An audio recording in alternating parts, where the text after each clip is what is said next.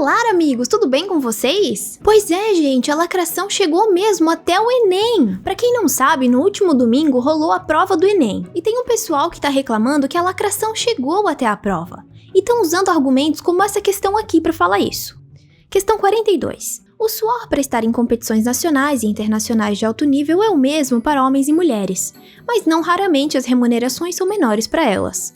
Se no tênis, um dos esportes mais equânimes em termos de gênero, todos os principais torneios oferecem prêmios idênticos nas disputas femininas e masculinas, no futebol a desigualdade atinge seu ápice. Neymar e Marta são dois expoentes dessa paixão nacional. Ela já foi eleita 5 vezes a melhor jogadora do mundo pela FIFA. Ele conquistou o 3º lugar na última votação de melhor do mundo.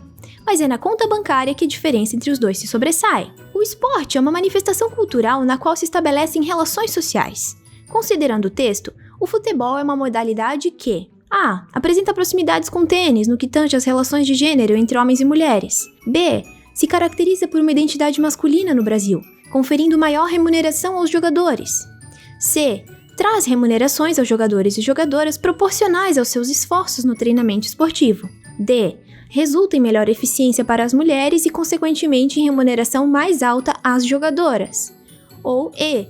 Possui jogadores e jogadoras com a mesma visibilidade, apesar de haver expoentes femininas em destaque, como a Marta. Na real, se vocês forem ver bem, essa imagem ali que tem no enunciado da questão, que mostra a comparação do salário do Neymar com o da Marta, é meramente uma contextualização com fatos concretos, e em momento algum a questão diz que isso é em decorrência do machismo. Essa não é a linha de raciocínio da questão como a gente consegue ver. E até eu, com a minha intelectualidade de peixe beta, consigo processar essas informações e ver que não era bem isso. Se até eu consigo, o pessoal da antilacração também devia conseguir, né? As alternativas e o enunciado dessa questão não induzem a gente a pensar que as mulheres ganham menos no futebol por causa do homem hétero branco. Apenas mostram os fatos. Que o futebol é um esporte que se caracteriza mais por uma identidade mais masculina, o que faz os homens terem uma remuneração melhor nesse campo. Mas dá pra entender que a galera antilacração tem uma dificuldade de interpretação séria. Porque, por exemplo, fiz um vídeo de 25 minutos explicando ponto a ponto os meus argumentos sobre assédio e exposed, e o cara conseguiu concluir o seguinte: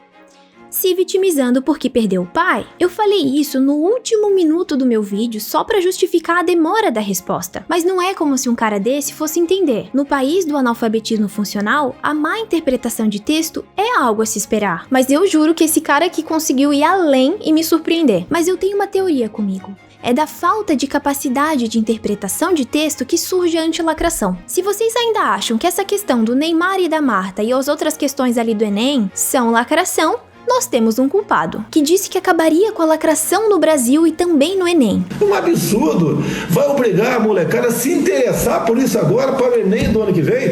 Pode ter certeza, fique tranquilo, não vai ter questão dessa forma ano que vem. Nós vamos tomar conhecimento da prova antes. Não vai ter isso daí. Vão ter perguntas sobre geografia, dissertações sobre história, questões realmente voltadas ao que interessa ao futuro da nossa geração, do nosso Brasil, e não essas questões menores. Vocês ouviram um mito? Então, de duas uma. Ou essa questão não é lacração, ou o mito é lacrador. Engraçado é que essa galera que se demonstra tão preocupada com as questões do Enem e com o ensino brasileiro, não se importou muito com o fato de mais de 50% das pessoas que se inscreveram para a prova não a realizaram. Seja porque se inscreveu achando que a prova seria adiada por bom senso, porque tem idosos em casa e não quer arriscar contaminar ninguém, ou porque foram barrados pela própria coordenação do Enem por causa da falta de capacidade deles de administrar a questão do distanciamento social durante a prova. O MEC, segundo os instrutores, diz que só 80% das salas, só 80% de lotação poderia ter nas salas. Porém, disseram que ontem o MEC baixou para 50%. Tem pelo menos umas 300 pessoas saindo da Unopar do Catuai agora sem realizar a prova do Enem. Aí eles pegaram, foi formando as filas para entrar na sala. A hora que atingiu 50% de lotação, eles tiraram. Quem estava na fila não tinha entrado ainda e disseram que não vamos fazer a prova hoje. Os ânimos se exaltaram e teve bate-boca. Vocês estão dizendo o quê? É um absurdo isso! Ela ficou 20 minutos esperando, selecionaram e não entrou na sala! É um absurdo! Minha vida não é brincadeira não, rapaz. Eu não sei direito quanto tempo fiquei na fila, que eu nem sei o horário, mas fiquei no sol lá atrás. E quando eu cheguei já estava lotada a sala, né? O que eles disseram? Que eu não posso entrar e que eu vou ter que pedir para fazer a aplicação. A reaplicação da prova no site do INEP. É o meu 2º ano de cursinho, que eu tô tentando passar para direito. Então, 2 anos me preparando para a prova, né?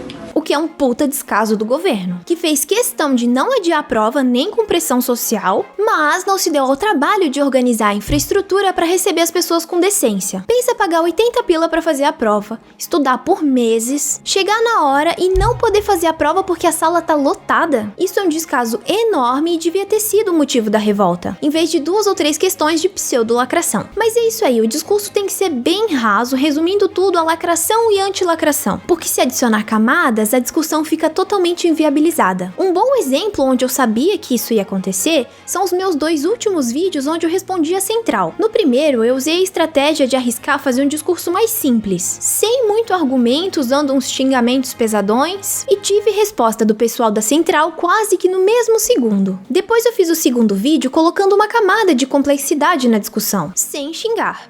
E como era de se esperar, o leãozinho se fingiu de morto, como eu já esperava. Eles respondem e dão atenção somente quando a discussão é rasa. A partir do momento que a gente acrescenta camadas, eles correm. Então eu concluo que a questão deles não é saber o que tá falando e falar com propriedade sobre isso, e sim defender um ponto cegamente sem saber exatamente do que se trata, simplesmente porque dá view. Mas é isso aí, galera, esse vídeo aqui ficou mais curto e mais simples, porque como vocês podem ver, eu não tô em casa. Será que eu posso falar por quê ou eu vou estar me vitimizando?